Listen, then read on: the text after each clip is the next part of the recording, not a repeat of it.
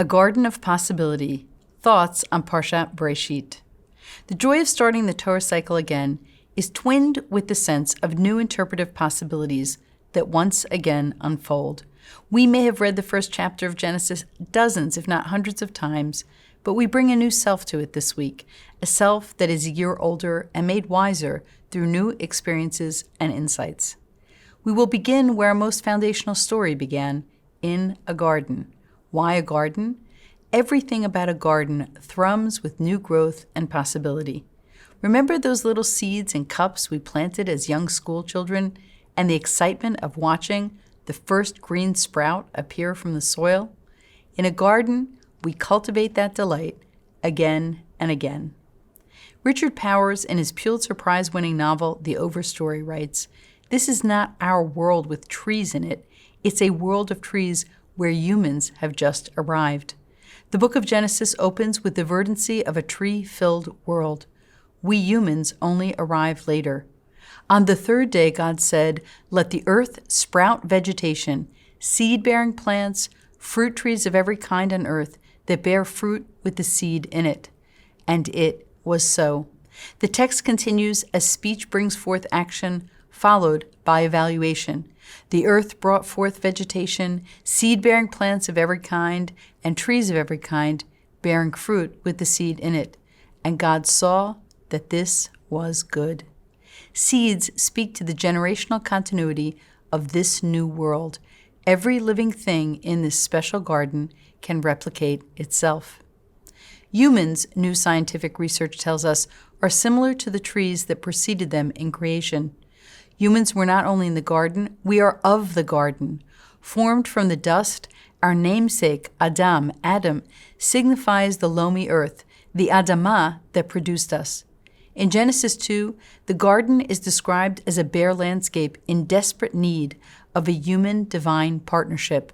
Quote, "When no shrub, siach, of the field was yet on earth, and no grasses of the field had yet sprouted, because the Lord God had not sent rain upon the earth, and there was no man to till the soil." Later, in Deuteronomy 20:19, humans are compared to trees. This prompted the Midrashic comment, "This teaches that human life comes only from the tree." The Spanish medieval exegete Nachmanides observes that although vegetation was created in Genesis 1, its continued growth relies upon God's rain and the human gardener described in Genesis 2. God created a water supply and a person to tend and steward nature. Quote, "But a flow would well up from the ground and water the whole surface of the earth. The Lord God formed man from the dust of the earth. He blew into his nostrils the breath of life, and man became a living being." This image is both primal and poetic. Rabbi Abraham ibn Ezra, the 12th century Spanish poet and commentator, defines the siach of Genesis 2:5, typically translated as shrub, as a fruit-bearing tree. He then offers another fascinating definition for siach, conversation. This meaning is borne out by a quick study of the word's appearance throughout the Hebrew Bible. In Tanakh, a siach can also mean to sing, as in Judges 5:10, to speak, as in Job 12:8, to pray, as in Psalms 55:17, to meditate, as in Psalm 77:6, to praise, as in 1 Chronicles 16:9, and to complain, as in Job 7:11. Is it possible that a word for many types of trees also signifies many varieties of speech? Yes. Speech, Ibn Ezra conjectures, is the fruit of our mouths. The similarity between humans and trees is not only in form, he writes, but in what we produce. Trees produce fruit. We produce words. Ibn Ezra then offers us a panoply of tree images we use to describe humans: limbs, trunks, roots, fruit, branches. Powers, in the novel The Overstory, makes the comparison genetic. You, he writes, and the tree in your backyard come from a common ancestor. 1.5 billion years ago, the two of you parted ways. But even now, after an immense journey in separate directions, that tree and you still share a quarter of your genes. Ibn Ezra may have been onto something by alerting us to the linguistic root, so to speak, shared by trees and language. In 2015, Peter Wolleben, a German forester who has devoted his life to the study of trees, published the best-selling book, The Hidden Life of Trees: What They Feel, How They Communicate. He challenges our common misconception of trees as loners that compete with other vegetation for water, sunlight, and nutrients.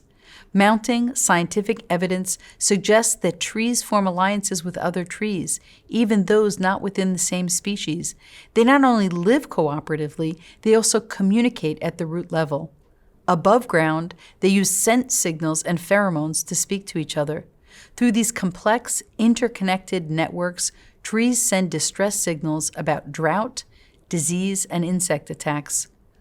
Wolleben calls it the wood wide web. Powers, through one of his characters, described this majestic undergrowth in this way. A forest knows things. There are brains down there, ones our own brains aren't shaped to see. Root plasticity, solving problems, and making decisions. Fungal synapses. What else do you want to call it? Link enough trees together, he writes, and a forest grows aware.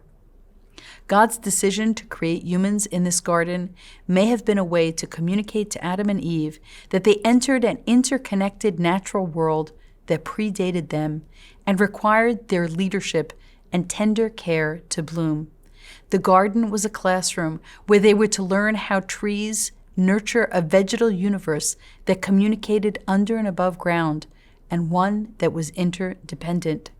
By creating through the process of separation, God was showing Adam and Eve that on a cosmic level, we are all profoundly connected. Trees were the best living example of this for the new couple. In Studies in Spirituality, Rabbi Jonathan Sacks writes, "If I were asked how to find God, I would say, learn to listen. Listen to the song of the universe in the call of the birds, the rustle of trees." It's not hard to understand the implications of the tree-human comparison for leadership. Root cause analysis, for example, is the study of all that is unspoken underground that may shed light on organizational problems, prompting us to search for creative and lasting solutions.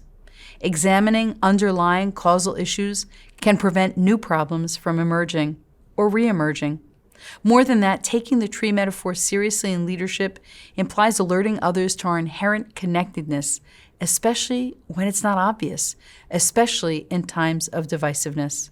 We lead when we select our words with intention and use them to create new possibilities. As the saying goes, what we pay attention to grows. We are born to work and to watch this remarkable garden.